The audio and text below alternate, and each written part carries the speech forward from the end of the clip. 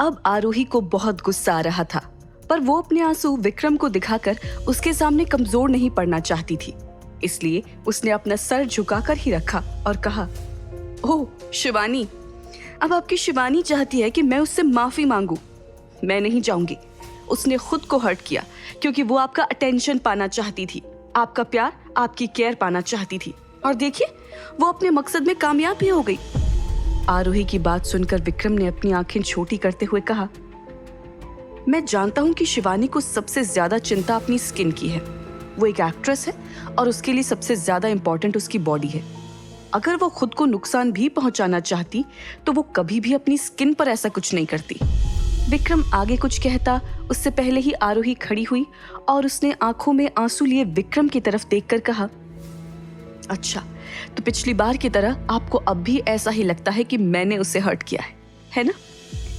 आरोही की लाल आंखें देखकर विक्रम को बहुत बुरा लग रहा था, पर इस वक्त शिवानी की हालत भी इंपॉर्टेंट थी।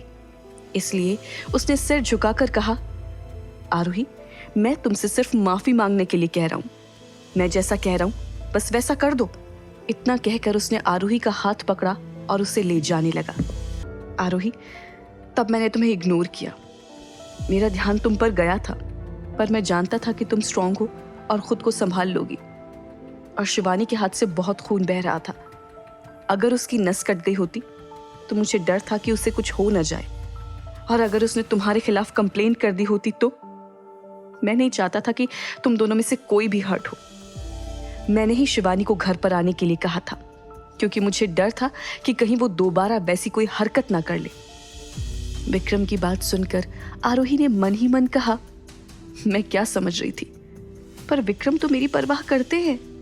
मैं ही पागल हूं जो हमेशा इन्हें गलत समझती हूं। तो विक्रम ने गहरी सांस लेकर कहा, प्लीज आरोही, उससे माफी मांग लो। तुम जानती हो ना उसने हमारे परिवार के लिए कितना कुछ किया है। उसे मैं घर लेकर आया था और वो मेरी जिम्मेदारी है। ठीक है, मैं उससे माफी मांग लूंगी। थैंक यू आरोही, चलो हॉस्पिटल चलते हैं। विक्रम की बात सुनकर आरोही ने ना में सर हिलाकर कहा, मुझे कुछ जरूरी काम है। आप मुझे हॉस्पिटल का नाम और वार्ड नंबर बता दीजिए, मैं थोड़ी देर में आ जाऊंगी। विक्रम ने उसे एड्रेस दे दिया और वहां से जाने लगा। तभी आरोही की नजर नीचे पड़े कांच के टुकड़ों पर गई और उसके दिमाग में एक आइडिया आया। तो उसने झट से विक्रम का नाम पुकारा। विक्रम, जो दरवाजे से बाहर ही निकलने वाला था, उसने पलट कर देखा तो आरोही ने उससे कहा, चलिए एक बेट लगाते हैं। शर्त? कैसी शर्त? पर अगर मैं प्रूव कर दूं कि शिवानी ने खुद का हाथ काटा था तो आप उससे कभी नहीं मिलेंगे। क्या आप ये शर्त लगा सकते हैं? ठीक है, डील करते हैं। विक्रम को जाते देख आरोही ने नीचे पड़े कांच के टुकड़े संभालकर एक पॉलिथीन में जमा किए और अपने दोस्त को फोन कर दिया। जैसे ही उधर से कॉल रिसीव हुआ, आरोही कुछ कहती उससे पहले ही वहां से आवाज आई, आरोही, मैं तुम्हें कॉल ही करने वाला था। कल तुम्हें पुलिस लेकर गई थी तो सब तुम्हारे लिए परेशान थे। ये आरोही ने शांति से कहा, रोहन, इस बारे में हम बाद में बात कर सकते हैं। पहले मैंने तुम्हें जिस वजह से फोन किया है उस बारे में बात करते हैं। मेरे पास कुछ कांच के टुकड़े हैं, क्या तुम उस पर के फिंगरप्रिंट आइडेंटिफाई कर सकते हो? हाँ, ये तो मेरे जैसे फॉरेंसिक डॉक्टर के लिए बाएं हाथ का खेल है। मैं इस वक्त हॉस्पिटल में ही हूँ। हाँ, मैं कुछ ही देर में वहां पहुंचती हूँ। Thank you so much Rohan. इतना कहकर आरोही ने फोन रख दिया और फिर वो हॉस्पिटल के लिए निकल गई। उसने वहां जाकर रोहन को कॉल करके बाहर ही बुला लिया और उसे वो पॉलिथीन देकर कहा, प्लीज ये काम जितनी जल्दी हो सके उतनी जल्दी कर देना। फिर आरोही उस हॉस्पिटल के लिए निकल गई जहां शिवानी को एडमिट किया था। कुछ देर बाद वो शिवानी के वार्ड में पहुंची तो उसने देखा स्वर्णा और विक्रम के साथ 2 नर्स वहां पर पहले से ही मौजूद थी।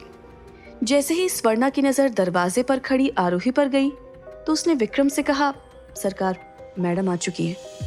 मैंने आपसे प्रॉमिस किया था कि मैं आकर शिवानी से माफी मांगूंगी और मैं आ गई, पर मैं चाहती हूँ कि मैं उससे अकेले में माफी मांगू। प्लीज आप सब यहाँ से थोड़ी देर के लिए बाहर चले जाइए।